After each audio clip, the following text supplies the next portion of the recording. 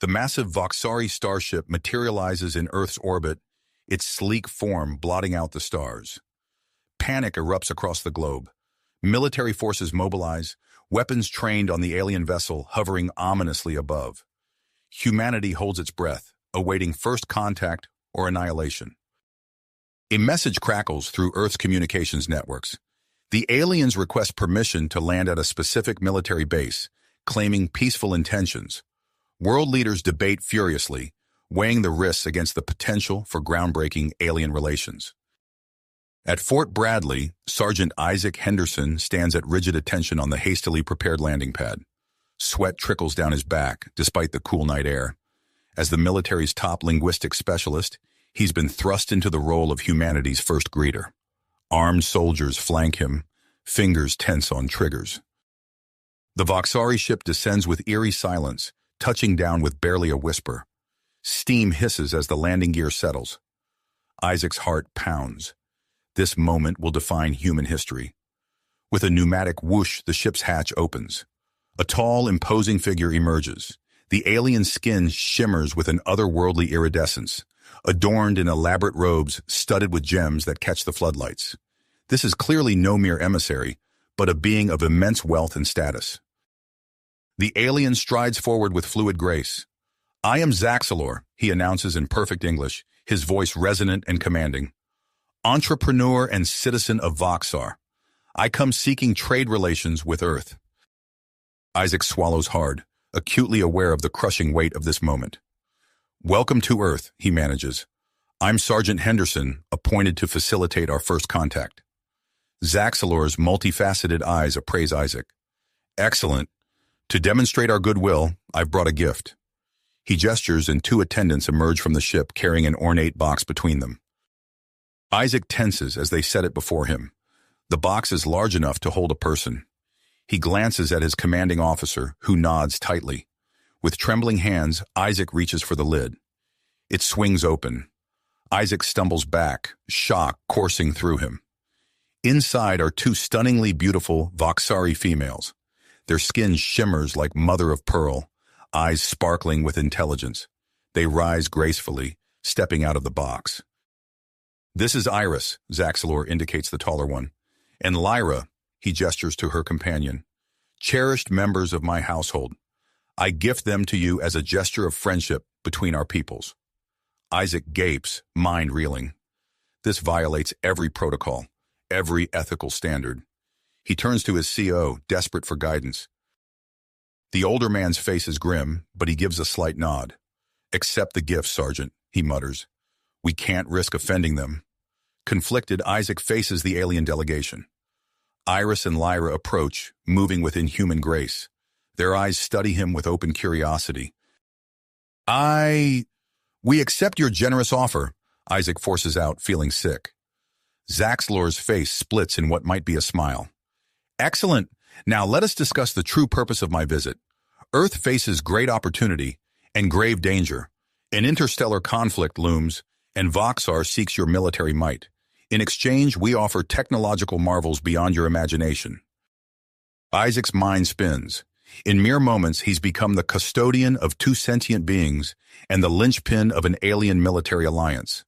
As Zelor outlines his proposal, Isaac can't help but wonder, what classified secrets might Iris and Lyra hold? And how will this encounter reshape humanity's future among the stars?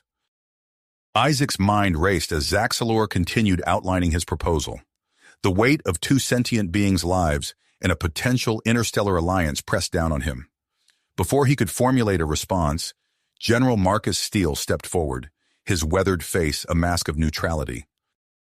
"Thank you for your generous offer, Zelor," the general said, his voice steady.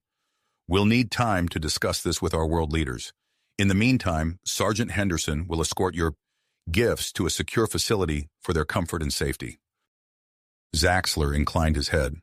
"Of course, I look forward to our future discussions." As the Vakari delegation retreated to their ship, General Steele turned to Isaac. "Get them to Site Echo, now. Dr. Reeves will meet you there."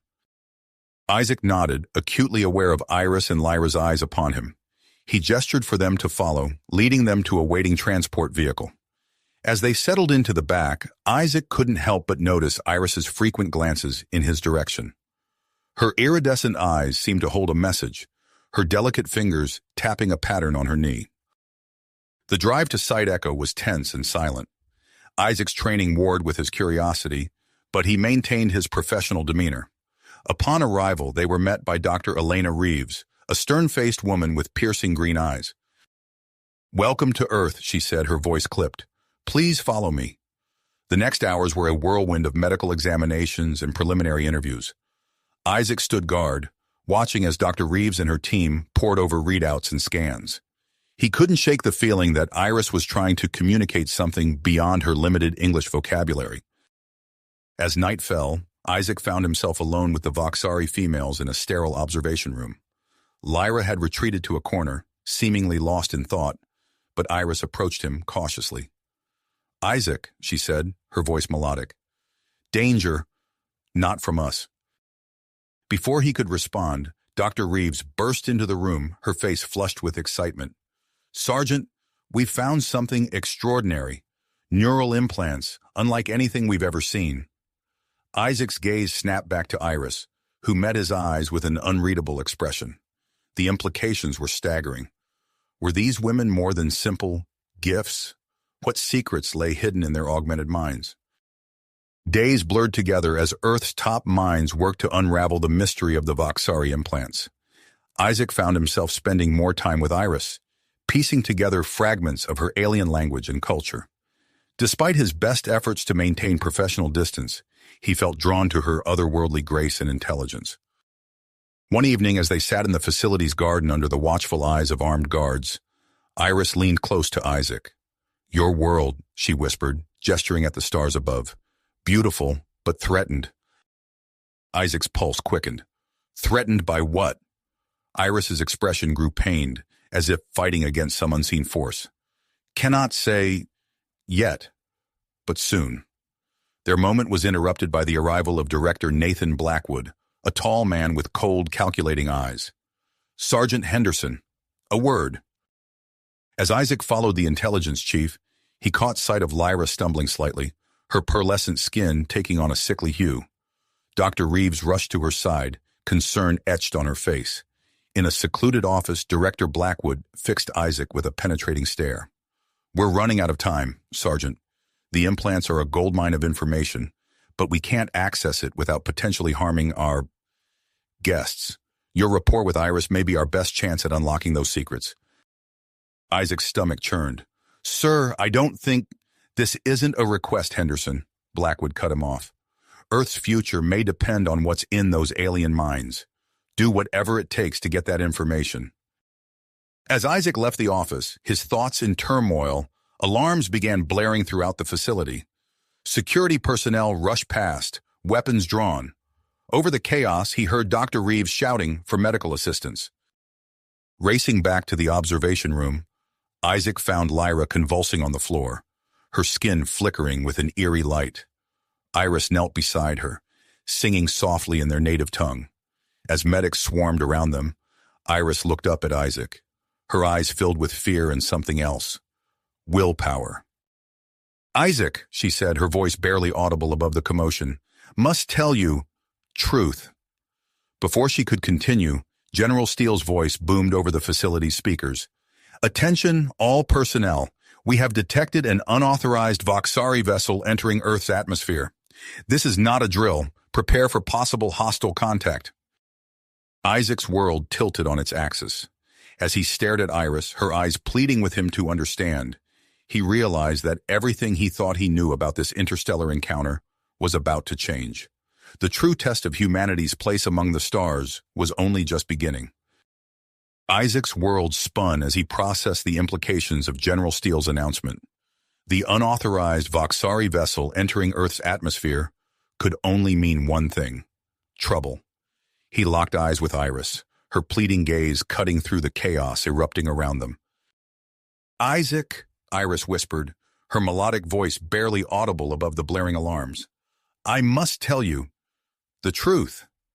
Before she could continue, Dr. Reeves rushed to Lyra's side, barking orders at the medical team swarming around the convulsing Vakari female. Get her stabilized. We need to move her to the isolation ward immediately. Isaac felt a hand clamp down on his shoulder. He turned to find Director Blackwood, his cold eyes boring into him. Sergeant, we need to secure our guests. Now. Torn between his duty and his growing concern for Iris, Isaac nodded stiffly. He approached Iris, who hadn't taken her eyes off him. We need to go, he said softly, reaching out to guide her. Iris allowed herself to be led, her iridescent skin shimmering under the harsh fluorescent lights. As they moved through the facility's corridors, Isaac's mind raced. The bond he'd formed with Iris over the past days tugged at him, urging him to trust her, to protect her. But his training screamed caution, reminding him of the potential threat she posed. Days blurred together as Earth's military and scientific communities scrambled to address the escalating situation. Isaac found himself caught in the middle, spending long hours interrogating Iris and Lyra, while Dr. Reeves and her team pored over the data from their neural implants. One evening, as Isaac escorted Iris back to her quarters, she stumbled slightly. He caught her arm, steadying her, and felt a jolt of electricity where their skin met. Iris looked up at him, her multifaceted eyes swirling with emotion. Isaac, she breathed, I cannot keep silent any longer. Before she could continue, Dr. Reeves appeared at the end of the hallway, her face etched with lines of exhaustion and excitement. Sergeant Henderson, I need you in the lab, now. Isaac hesitated, looking between Iris and the doctor. Iris nodded almost imperceptibly, and he reluctantly followed Dr. Reeves. In the lab, screens displayed a dizzying array of data and images. Dr. Reeves pointed to a holographic representation of Lyra's brain. We've discovered something extraordinary. The neural implants aren't just for communication or data storage. They're integrated into their very biology. Isaac leaned closer, struggling to make sense of the complex imagery. What does that mean exactly? Dr. Reeves's eyes gleamed. It means we might be able to access the information without harming them, but it also means... She trailed off, her expression darkening. What? Isaac pressed. It means they're more vulnerable than we thought. Look here. She zoomed in on a section of the hologram. There's a fail-safe mechanism. If they remain away from Vakari influence for too long, it triggers a systemic shutdown. Isaac's blood ran cold. Is that what happened to Lyra? Dr. Reeves nodded grimly. We managed to stabilize her, but it was close. Too close. As if on cue, alarms began blaring throughout the facility. Isaac's comm unit crackled to life with General Steele's voice. All personnel, report to your stations. We have multiple bogies entering Earth's atmosphere. This is not a drill. Isaac's heart raced as he sprinted back to Iris's quarters. He found her standing by the window, her delicate hands pressed against the glass as she stared at the night sky. Iris, he gasped, we need to move. Now. She turned to him, her eyes filled with a mixture of fear and resolution. Isaac, please, you must listen. What I tried to tell you before, it's happening now. Isaac hesitated, torn between his duty and the growing certainty that Iris held the key to understanding this crisis. Making a split-second decision, he closed the door behind him and moved closer to her. Tell me everything, he said. Iris took a deep breath, her iridescent skin pulsing with emotion. I am not what Zelor claimed. I am part of a rebel faction opposing his warmongering plans. The information in my mind, it contains evidence of his crimes, of our true military capabilities. Isaac's mind reeled as he processed her words. Why are you telling me this now?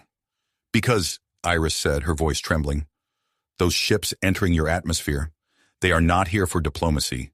They are here for us. The facility shook as if to emphasize her point, the distant sound of explosions filtering through the walls. Isaac's comm unit erupted with chatter, orders being shouted and positions reported.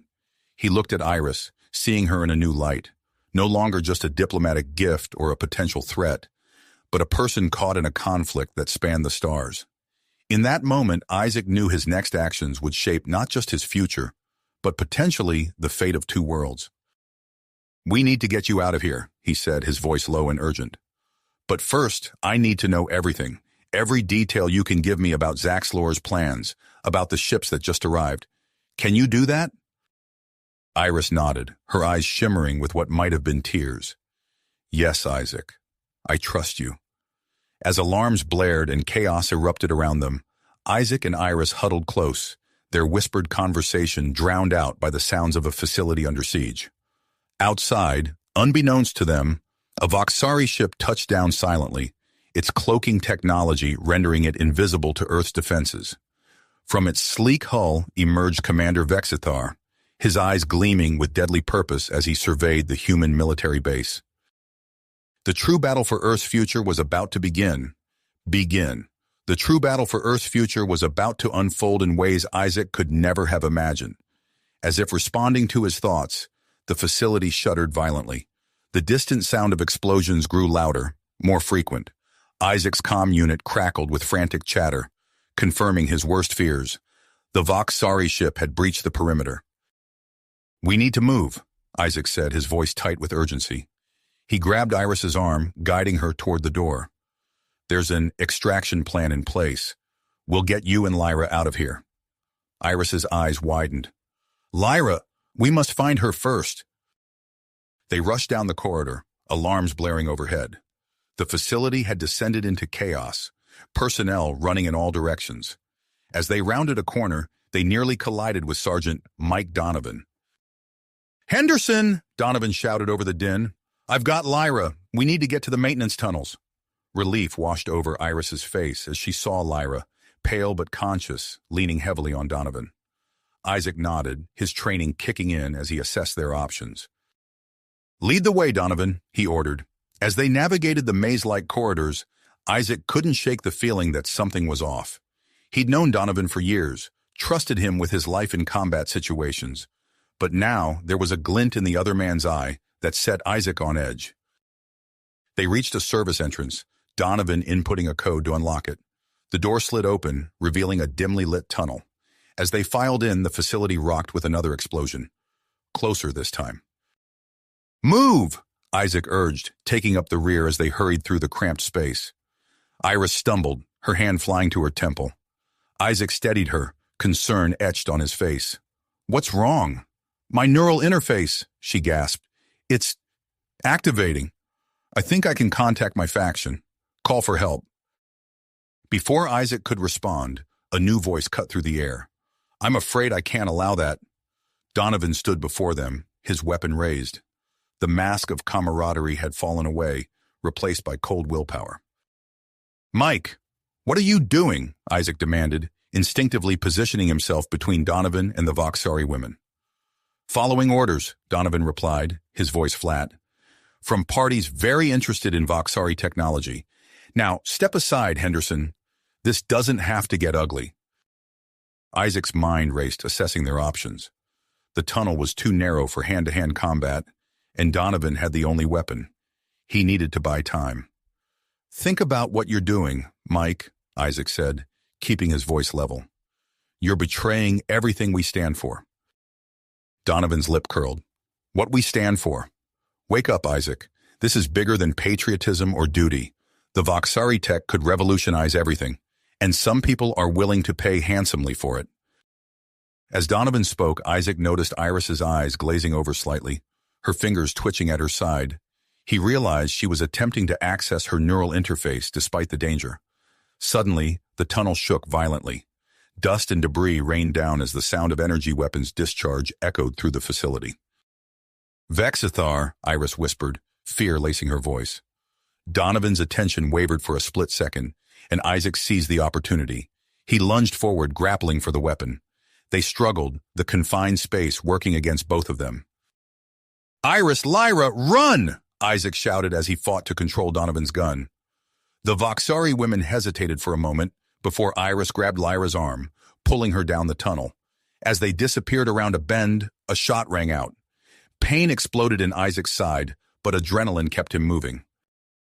With a final surge of strength, Isaac wrenched the weapon from Donovan's grasp and slammed the butt of it into his former comrade's temple. Donovan crumpled to the ground, unconscious. Clutching his bleeding side, Isaac stumbled after Iris and Lyra. He found them at a junction, Iris supporting the weakened Lyra. "Isaac!" Iris cried, her eyes widening at the sight of his wound. You're hurt. No time, Isaac grunted, fighting through the pain. We need to keep moving. Where does this tunnel lead? Iris's eyes unfocused briefly, accessing information through her neural implant. There's a hangar. Experimental aircraft. It's our best chance. They pressed on, the sounds of combat growing louder behind them. Isaac's vision swam, blood loss taking its toll, but he pushed through, knowing their lives depended on his endurance. Finally, they emerged into a vast hangar. Sleek, otherworldly aircraft lined the walls, clearly products of reverse-engineered Vakari technology. Isaac scanned the room, his military training kicking in despite his injury. There, he said, pointing to a particularly streamlined jet. That one looks like it's built for speed. It's our best shot at getting out of here. As they approached the aircraft, Lyra suddenly collapsed, her pearlescent skin taking on a sickly hue. Lyra! Iris cried, kneeling beside her companion. The stress. It's triggering a systemic shutdown. We need to get her stabilized. Isaac's mind raced. They were out of time. He could hear the sounds of combat drawing nearer. Vexithar and his team undoubtedly closing in. Get her into the jet, Isaac ordered, his voice strained. I'll prep for launch. As Iris struggled to move Lyra's unconscious form, Isaac limped to the cockpit. The controls were unlike anything he'd seen before, a hybrid of human and Vakari technology. But his training kicked in, muscle memory guiding his hands as he initiated the launch sequence. The hangar doors began to open, revealing the night sky beyond. Just as Isaac was about to signal Iris, a new voice echoed through the cavernous space. I wouldn't do that if I were you, Sergeant Henderson. Isaac turned to see Director Blackwood striding towards them, flanked by armed security personnel. The man's cold eyes swept over the scene, taking in Isaac's injury, the unconscious Lyra, and Iris's defiant stance. You've made quite a mess of things, Blackwood said, his voice dripping with disdain. But it's not too late to salvage the situation. Step away from the aircraft, and we can discuss this like rational people. Isaac's hand hovered over the launch controls. He locked eyes with Iris, seeing the fear and perseverance in her iridescent gaze. In that moment, he made his choice. I'm afraid I can't do that, sir, Isaac replied, his finger pressing down on the ignition. The aircraft's engines roared to life, drowning out Blackwood's shouts. As security personnel raised their weapons, Isaac sealed the cockpit and engaged the vertical takeoff sequence. The experimental jet shot upwards, punching through the open hangar doors and into the night sky. G-forces pressed Isaac back into his seat as they accelerated, climbing at an incredible rate. Hold on, he shouted to Iris and the unconscious Lyra in the rear compartment. As they broke through the cloud cover, the stars came into view, impossibly bright. But among them, Isaac could see new lights, moving with purpose. The Vakari fleet bearing down on Earth. Iris's voice came from behind him, tight with tension. Isaac, my neural implant. I have information about Zelor's plans. The fleet. It's not here for diplomacy. It's an invasion force. Isaac's blood ran cold as he processed her words. Below them, Earth lay peaceful and unaware. Above, an alien armada approached with unknown intentions. And here they were, caught in between, carrying vital information that could change the course of history. As he pushed the experimental aircraft to its limits, evading pursuit from both human and Vakari forces, Isaac knew that his actions in the next few hours would shape the fate of two worlds. With Iris's knowledge, Lyra's precarious condition, and his own injury, the odds were stacked against them. But as the curve of the Earth gave way to the inky blackness of space, Isaac felt a glimmer of hope. They had a chance, however slim, to make a difference, and he was determined to seize it. They had a chance, however slim, to make a difference, and he was determined to seize every opportunity. As the experimental aircraft soared higher, Isaac noticed a change in the cabin pressure. Alarms blared, warning of system malfunctions. He glanced back at Iris, who was hunched over Lyra's prone form. Something's wrong, Iris called out, her voice strained. Lyra's neural implant is destabilizing. We need to descend. Isaac's hands flew over the controls, initiating a rapid descent. The aircraft shuddered as it cut through the atmosphere, dropping altitude at a dizzying rate. Warning lights flashed across the console, indicating the strain on the untested systems. "Hold on!" Isaac shouted, fighting to maintain control of the craft as they plummeted towards the Earth's surface. They broke through the cloud cover, revealing a vast expanse of snow-covered taiga below. Isaac scanned the terrain, searching for a suitable landing spot amidst the dense forest.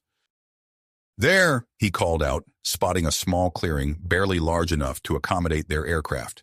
The landing was rough, the experimental jet skidding across the frozen ground before coming to a halt. As the engines powered down, Isaac quickly assessed their situation.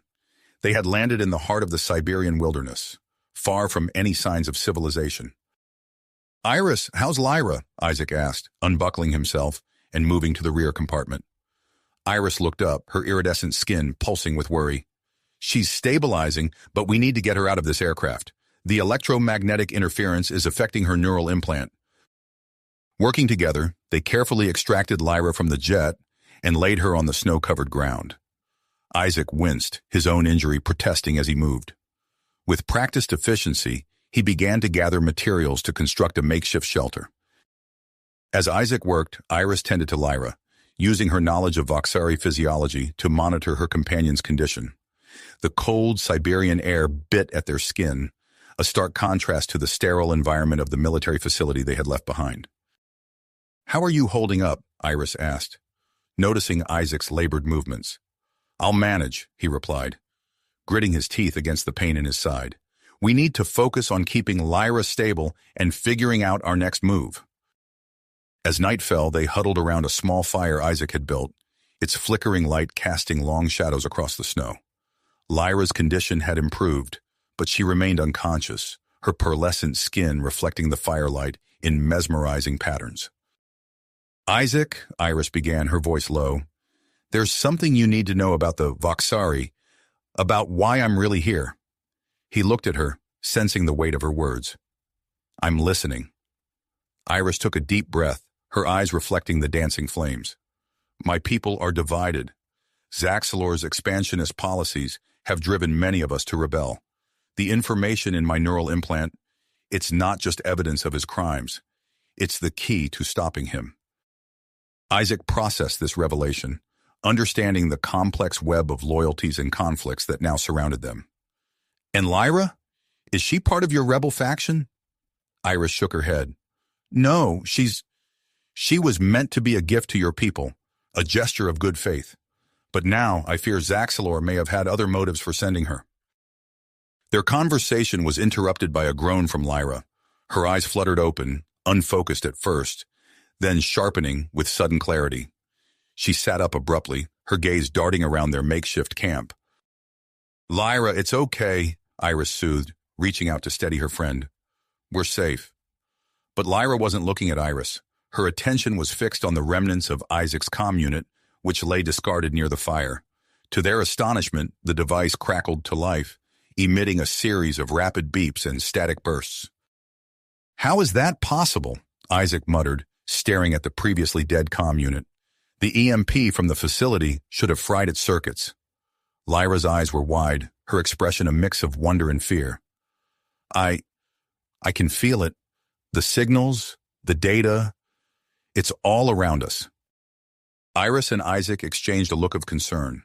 Whatever had happened to Lyra's neural implant during their escape had clearly altered her abilities in ways they couldn't yet understand. As they grappled with this new development, a twig snapped in the darkness beyond their camp.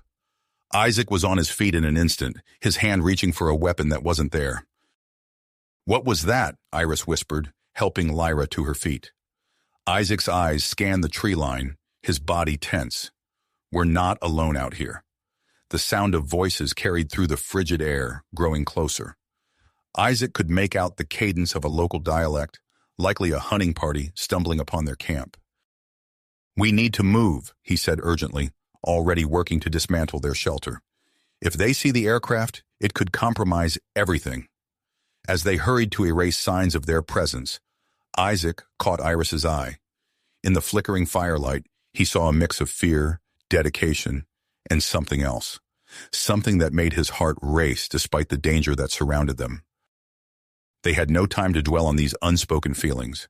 With Lyra supported between them, they slipped into the dark Siberian forest, leaving behind the experimental aircraft and the approaching voices.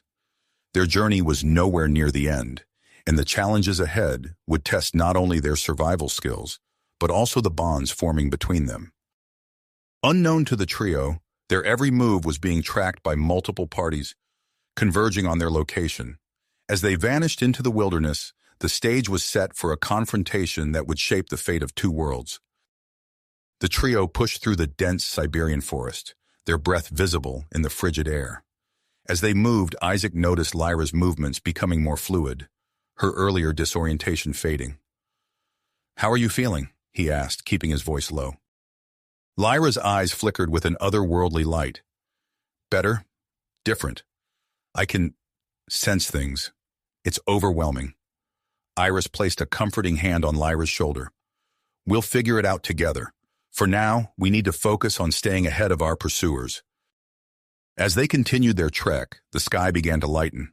The first rays of dawn painted the snow-covered landscape in hues of pink and gold.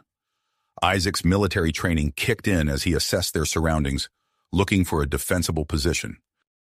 "We need to find shelter," he said, wincing as his injury protested.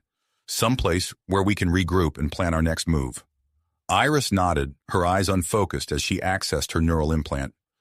"There's an abandoned weather station about 2 kilometers northeast. It might have supplies we can use." They altered their course, moving with as much speed as their exhausted bodies would allow. As they approached the weather station, a dilapidated structure barely visible through the trees, Lyra suddenly stiffened. "Wait," she whispered, her eyes wide. "I can feel something. It's our ship." Isaac and Iris exchanged surprised glances. "You can sense the aircraft from here?" Iris asked, her voice a mix of wonder and concern. Lyra nodded, her expression distant.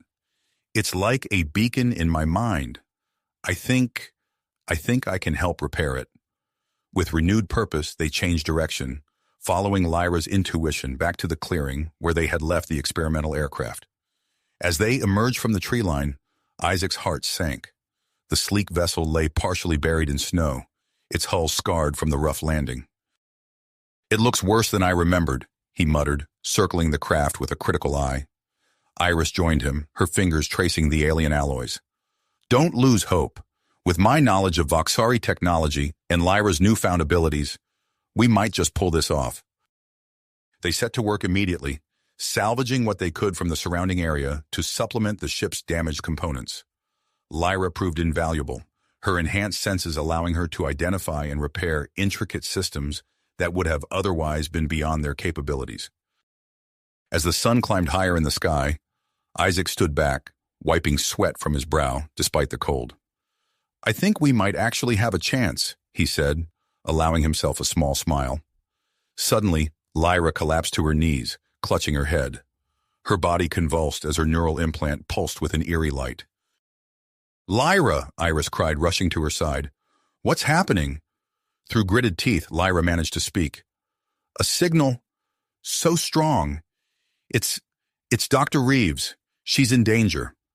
Isaac knelt beside them, his mind racing. "Can you pinpoint her location?"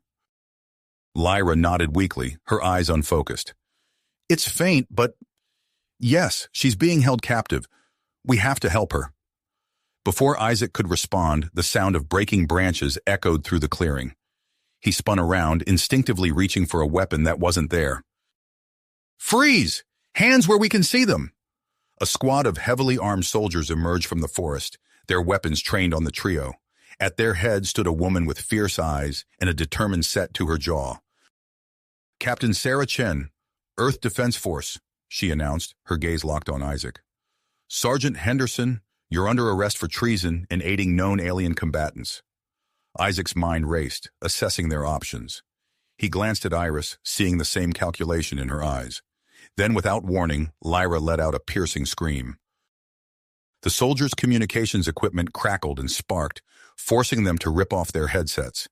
In the moment of confusion, Isaac made his decision. "Now!" he shouted, grabbing Iris and Lyra and pulling them towards the aircraft. They scrambled into the cockpit as bullets pinged off the hull. Isaac's hands flew over the controls, praying that their hasty repairs would hold. With a groan of protesting metal, the engines roared to life. "Hold on," he yelled as the craft lurched into the air, narrowly missing the treetops. As they climbed, alarms blared throughout the cockpit. Isaac's eyes darted between the controls and the radar display, which showed multiple bogies converging on their position. "We've got company," he growled, pushing the engines to their limits. "Earth fighters coming in fast and... what the hell is that?" A new signal appeared on the radar, descending rapidly from the upper atmosphere. Iris leaned forward, her eyes widening in recognition. "Vakari scout ship," she said, her voice tight. "Vexithar's team. They must have detected Lyra's signal." Isaac's fists tight as he maneuvered the experimental craft through a series of evasive maneuvers. The G-forces pressed them back into their seats as they dodged incoming fire from both Earth and Vakari forces. "We can't keep this up," Isaac shouted over the din of alarms and explosions. "The systems are overloading." Iris's hands moved in a blur over the alien interface. "I'm rerouting power, pushing the Vakari tech beyond its normal limits. It might buy us some time." As they wove through the aerial battlefield, the craft shuddered violently.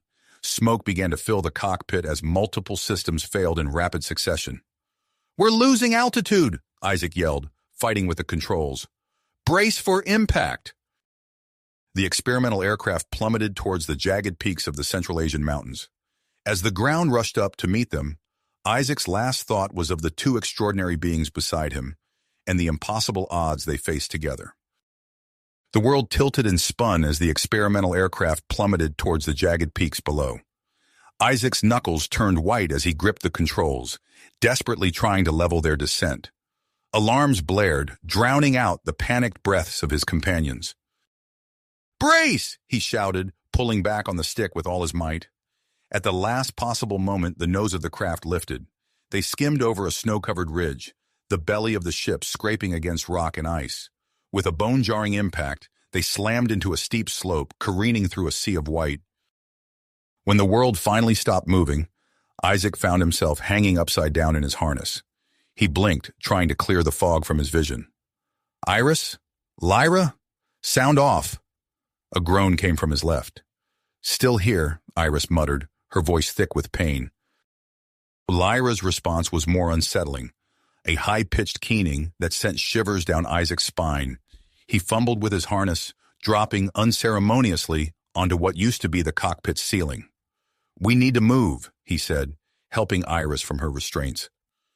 "That crash will have every Earth and Vakari force for miles converging on our position." Together they extracted Lyra from the wreckage.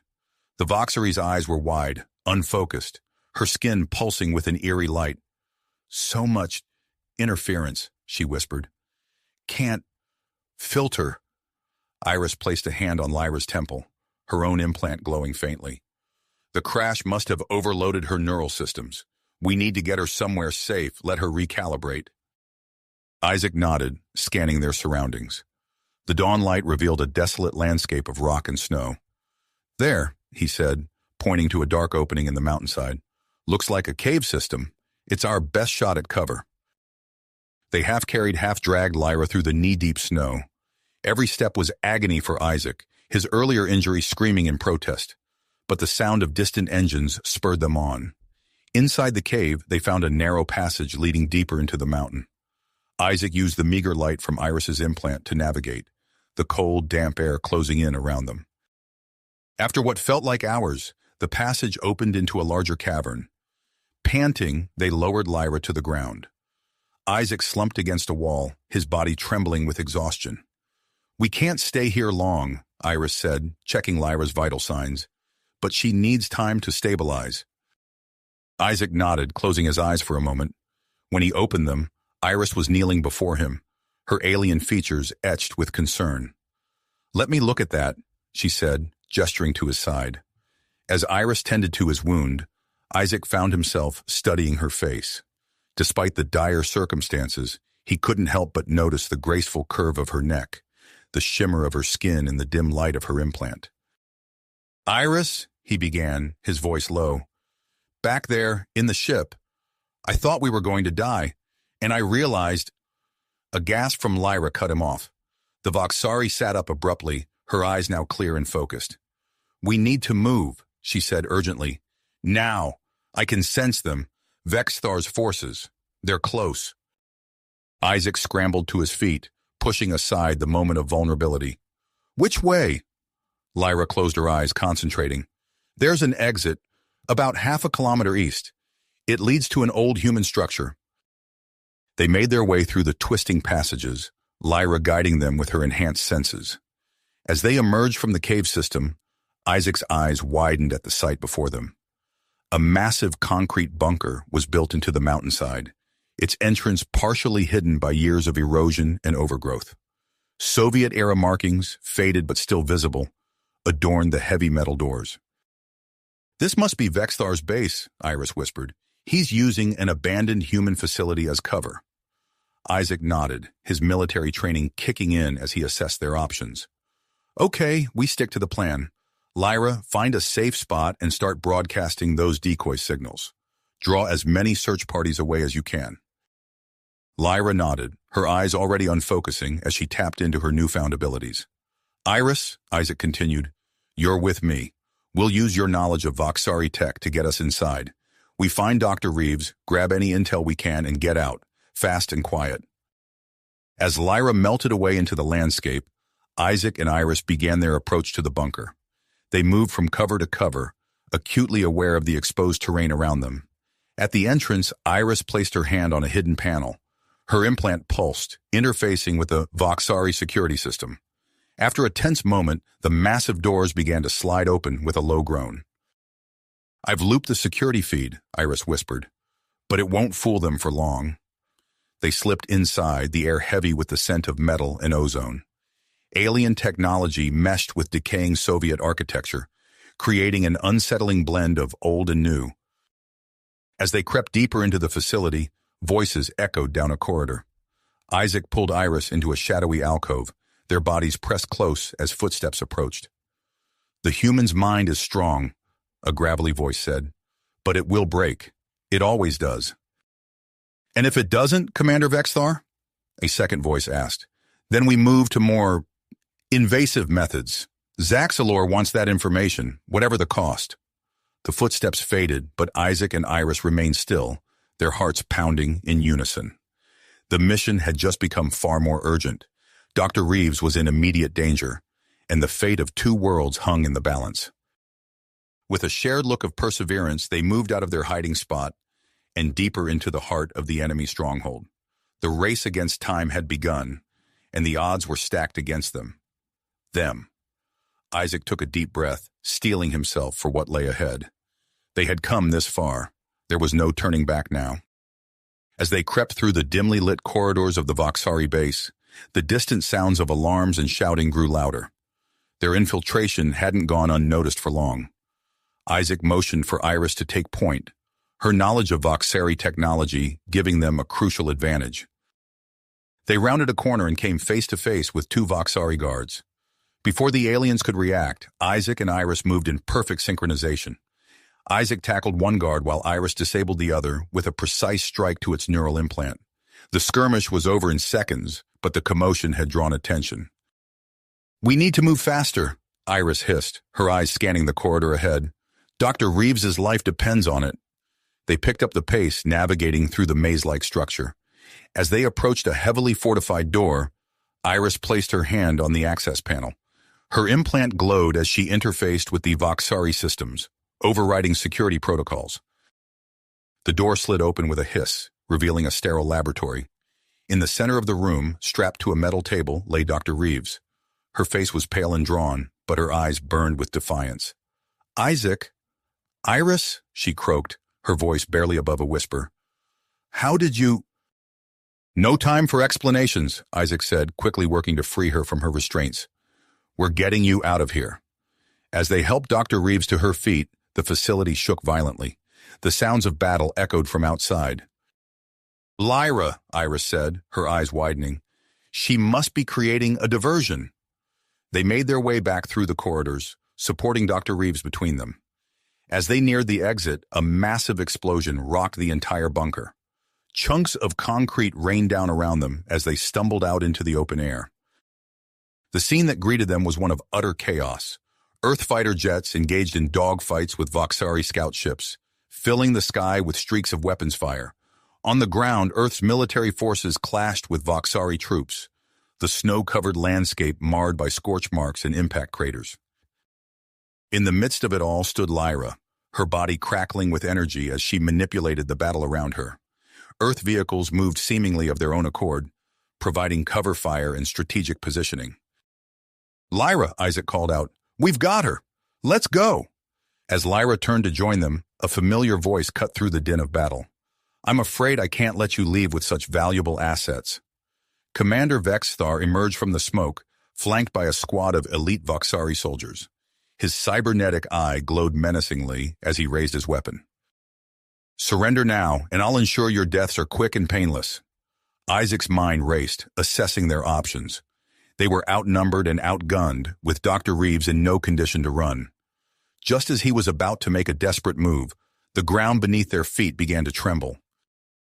A massive shape burst from the snow-covered earth, an Earth Defense Force crawler, its heavy armor gleaming in the sunlight. The hatch opened to reveal a familiar face. "Need a lift," Captain Sarah Chen called out, her earlier hostility replaced by unbreakable spirit. Without hesitation, Isaac and his companions sprinted for the crawler. Vexithar roared in fury, ordering his troops to open fire. Energy blasts sizzled past them as they dove into the relative safety of the Earth vehicle. As the hatch sealed behind them, Captain Chen gunned the engines. The crawler lurched forward, its treads crushing Vakari equipment as it plowed through the battlefield. "Why are you helping us?" Isaac asked, catching his breath as he secured Dr. Reeves in a safety harness. Chen's eyes remained fixed on the terrain ahead. "Because the world's gone to hell, Sergeant. And right now, you and your alien friends might be our only shot at surviving what's coming." As if to emphasize her point, the sky above them darkened. They looked up to see massive shapes emerging from the cloud cover, the vanguard of Zelor's invasion fleet. "My God," Dr. Reeves whispered, her face ashen. "It's already begun." Isaac felt a hand on his shoulder and turned to see Iris, her eyes filled with a mix of fear and willpower. "We need to contact General Steele," she said. "The information we've gathered. It might be Earth's only chance." As the crawler sped away from the chaos of the Vakari base, Isaac realized that their ordeal was far from finished. The real battle for Earth's survival was just beginning, and they were at the center of it all. Captain Chen activated the vehicle's long-range communications array. "This is Captain Sarah Chen, Earth Defense Force. I have Sergeant Henderson and his team, including Dr. Reeves, requesting immediate evac and direct line to General Steele. Authorization code Whiskey Tango Foxtrot 973. As they waited for a response, Isaac looked at the faces around him. Iris with her alien beauty and fierce intelligence. Lyra, her powers both a blessing and a burden. Dr. Reeves, battered but unbowed. And Captain Chen, whose loyalties had shifted in the face of a greater threat. He knew that whatever came next, their fates were now inextricably linked.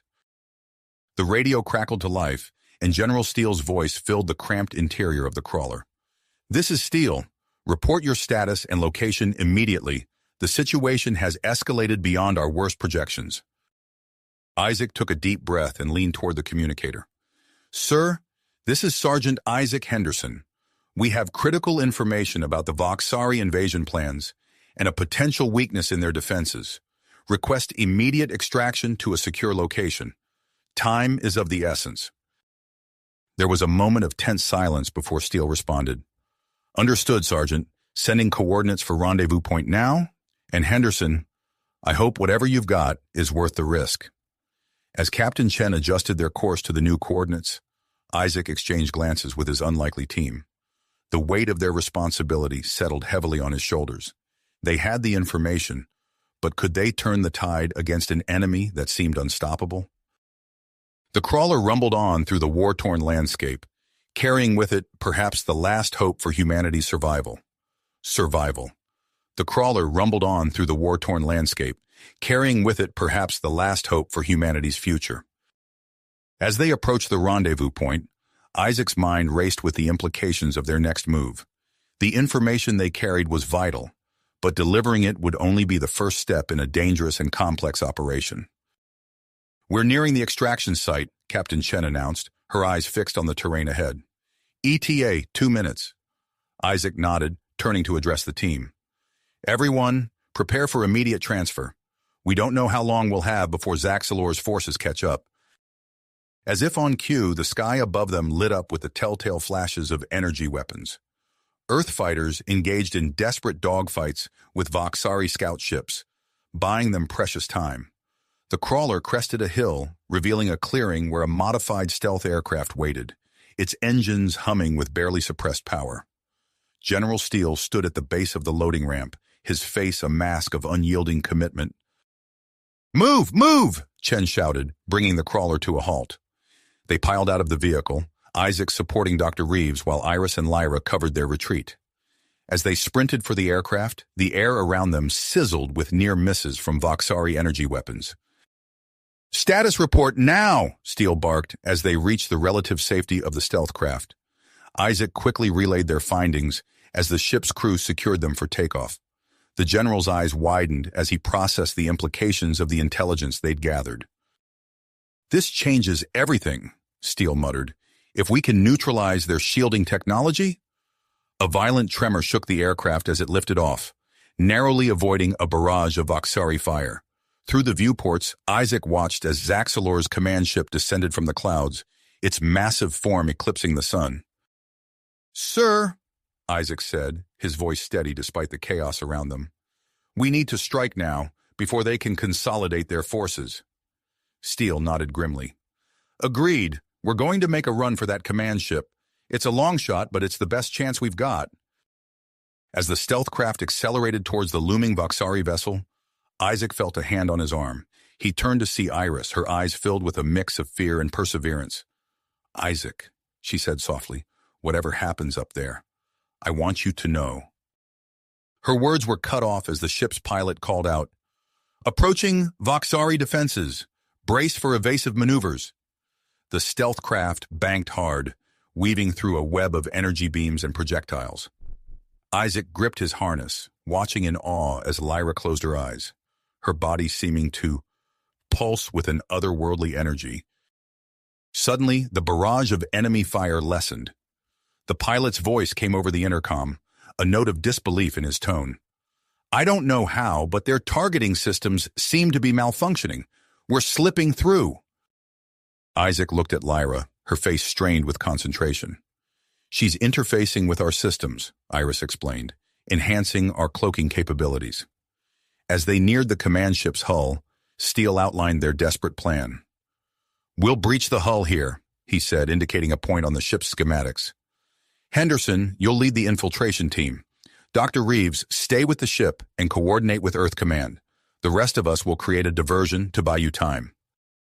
Isaac nodded, his mind already racing through tactical scenarios. He turned to Iris and Lyra. "You're with me. Iris, I'll need your knowledge of Vakari ship layouts. Lyra, can you maintain your connection to their systems once we're inside?" Lyra nodded weakly, the strain of her efforts evident. "I'll do my best."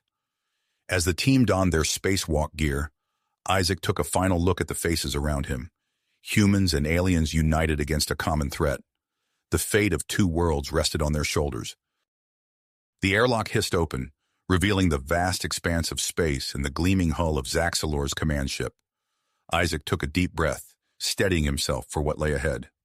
"Let's move," he said, launching himself into the void. The team glided silently towards the Vakari vessel, their magnetic boots connecting with a soft thud as they landed on its surface. Isaac signaled to Iris, who quickly located an access panel. As Iris worked to override the security protocols, Isaac's comm crackled to life. Steele's voice came through, tense but controlled. "Henderson, we've engaged their outer defenses. You've got a window, but it won't last long. Get in there and end this." The access panel slid open, revealing the alien corridors of Zelor's ship. Isaac took point, his weapon at the ready as they entered the belly of the beast. The real battle for Earth's survival was about to begin. The real battle for Earth's survival was about to unfold within the alien corridors of Zelor's command ship. Isaac led the way, his senses on high alert as they navigated the dimly lit passageways. Iris moved silently beside him, her knowledge of Vakari ship layouts proving invaluable as they avoided patrols and security checkpoints. Lyra brought up the rear, her face a mask of concentration as she maintained her tenuous connection to the ship's systems. As they neared the central control hub, a violent tremor shook the vessel. Isaac stumbled, catching himself against a wall as the artificial gravity fluctuated wildly. Iris grabbed his arm, steadying him. "What was that?" Isaac whispered, his eyes scanning for threats. Iris frowned, her neural implant pulsing with activity. The ship's systems are destabilizing. Lyra's interference must be having unintended consequences. No sooner had the words left her mouth than another surge rippled through the ship. This time, the gravity failed completely. Isaac felt his feet leave the floor as he and his companions began to float helplessly in the corridor. "Brace yourselves!" he called out, just as they were violently thrown against the ceiling. The ship's internal comm system crackled to life, Zelor's voice filled with rage. "Intruders detected. All security forces converge on Sector 7. Initiate failsafe protocol immediately." Isaac's heart raced. They were running out of time. "Lyra," he called out, pushing off a wall to propel himself towards a nearby access panel. "Can you stabilize the gravity in this section?" Lyra's eyes were closed, sweat beading on her forehead as she concentrated. I think so. Give me a moment." As Lyra worked, Isaac and Iris used the zero gravity to their advantage, quickly covering ground through the ship's corridors. They arrived at the entrance to the central control hub, just as Lyra managed to restore localized gravity. The sudden return of weight caught them off guard. Isaac stumbled, barely managing to catch Iris before she hit the floor. Their eyes met for a brief moment, an unspoken connection passing between them. The moment was shattered by the sound of approaching footsteps. Isaac readied his weapon as Iris worked to override the door's security protocols. "We're in!" Iris announced as the massive doors slid open. They rushed into the control hub, only to find themselves face-to-face with Zelor himself. The Vakari Billionaire stood at the center of the room, surrounded by holographic displays showing the chaos unfolding both inside the ship and in the space battle outside. "I must admit, I underestimated you," Zelor said, his cybernetic eye glowing ominously. "But your little rebellion ends here." With inhuman speed, Zelor lunged at them. Isaac raised his weapon, but Zelor was already upon him, knocking the gun from his hands. They grappled, crashing into control panels as the ship's gravity continued to fluctuate. Iris joined the fray, her Vakari strength allowing her to match Zelor's enhanced abilities. Together, she and Isaac worked in perfect synchronization, years of shared experiences allowing them to anticipate each other's moves. As they fought, Iris's neural implant pulsed, connecting with Zelor's own extensive cybernetic enhancements. A flood of memories and information rushed through her mind. "Isaac," she called out, ducking under a swing from Zelor. "The gifting custom. It's not what we thought." Isaac grunted as he blocked a vicious kick. "What do you mean?" Iris's eyes widened as she processed the information. "It was meant to bring peace. We were supposed to be ambassadors, not conquerors." Zelor snarled, redoubling his efforts. "Lies! The weak will always serve the strong." As they continued to battle, Lyra's voice came through their comms. "I've stabilized our section, but I can't hold it for long. The ship's systems are failing faster than I can control them." Isaac knew they needed to end this quickly. He caught Iris's eye, a silent plan forming between them. With a nod, they sprang into action. Iris fainted left, drawing Zelor's attention. As the Vakari leader moved to intercept her, Isaac dropped low, sweeping Zelor's legs out from under him. The billionaire crashed to the ground, but quickly rolled to his feet, reaching for a hidden compartment in his armor. "You've lost, Zelor," Isaac said, advancing cautiously. "Your fleet is in disarray, and Earth's forces are turning the tide." Zelor's face contorted with rage. "If I can't have Earth, then no one will." He pulled out a small device, its surface pulsing with energy. This will overload every Vakari neural implant within range. Your precious gifts will be reduced to vegetables? Time seemed to slow as Zelor's finger moved towards the device's activation switch. Isaac lunged forward, desperation lending him speed. He collided with Zelor just as the Vakari leader triggered the device. Iris and Lyra cried out in pain, collapsing to the ground as their neural implants began to malfunction. Isaac, locked in a desperate struggle with Zelor, felt the device pulse between them. In that moment, Isaac made a choice. With a savage twist, he turned the device towards Zelor, pressing it against the Vakari's cybernetic implants. Zelor's eyes widened in shock and pain as his own technology turned against him. As Zelor writhed on the ground, Isaac rushed to Iris and Lyra. Drawing on everything he had learned from Dr. Reeves, he worked frantically to stabilize their implants. "Stay with me," he murmured, cradling Iris's head in his lap. "Come on, fight it." Slowly, agonizingly, Iris's eyes fluttered open. She looked up at Isaac, a weak smile crossing her face. "We did it," she whispered, but their victory was far from assured. As Lyra regained consciousness, her connection to the ship's systems revealed a new threat. Commander Vexithar and a squad of loyal soldiers were converging on their position, determined to retake the command hub. Isaac helped Iris to her feet, his mind racing. They had come so far, overcome so much. But now, with Earth's fate hanging in the balance and their escape route cut off, he faced an impossible choice. The ship shuddered around them, systems failing catastrophically. Time was running out. Isaac looked from Iris to Lyra, then to the disabled Zelor. The weight of two worlds pressed down upon him as he contemplated their next move. Isaac's mind raced, the weight of two worlds pressing down upon him as he contemplated their next move. The ship shuddered violently, systems failing all around them. With Commander Vexithar and his loyal soldiers closing in, Isaac knew they had mere moments to act. In a split-second decision, Isaac grabbed Iris's hand and pulled her towards the teleportation console. "We need to get you out of here," he said, his fingers flying over the controls as he input the coordinates for Earth. Iris's eyes widened in realization. "But what about you?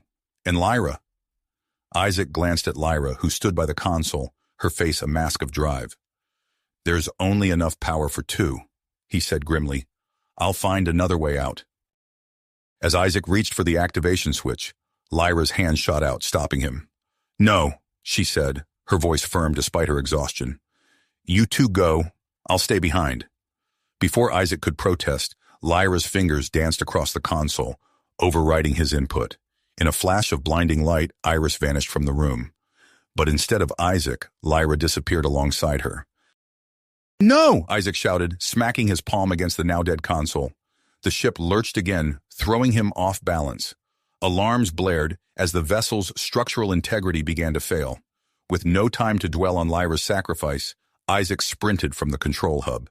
He navigated the chaotic corridors, dodging falling debris and sparking electrical panels. His military training kicked in, eyes scanning for any possible escape route. As he rounded a corner, Isaac spotted a row of escape pods. Most were damaged or already jettisoned, but one remained intact. He threw himself into the pod, quickly assessing its systems. The main power was offline, but auxiliary systems still functioned. Drawing on everything he had learned from Iris about Vakari technology, Isaac began to rewire the pod's controls. His hands moved with desperate speed, bypassing safety protocols and rerouting power from non-essential systems. The ship's hull groaned ominously as Isaac finished his makeshift repairs. He sealed the pod's hatch and punched the launch sequence, holding his breath as the systems flickered to life. With a violent jolt, the escape pod tore free from the dying command ship. Through the viewport, Isaac watched as the massive Vakari vessel began to break apart, its destruction sending shockwaves through the ranks of the invading fleet. The pod tumbled through space, its damaged systems barely keeping Isaac alive as it plummeted towards Earth's atmosphere. Warning lights flashed across the console as the heat shield began to fail. Isaac gritted his teeth, using every trick he knew to keep the pod intact during its fiery descent. Meanwhile, on Earth, Iris and Lyra materialized in a flash of light just outside the military command center. They found themselves immediately surrounded by armed soldiers, weapons trained on them. "Stand down!" a familiar voice called out. General Marcus Steele pushed through the circle of troops, his eyes widening as he recognized Iris. "General," Iris gasped, still disoriented from the teleportation. "We need your help. Isaac is still on the Vakari ship. It's breaking apart." Steele's face hardened as he processed the information. He barked orders to his staff, mobilizing a rescue team. "Get me every available pilot and our fastest ships," he commanded. "We've got a man to save." As the rescue operation sprang into action, Lyra stepped forward.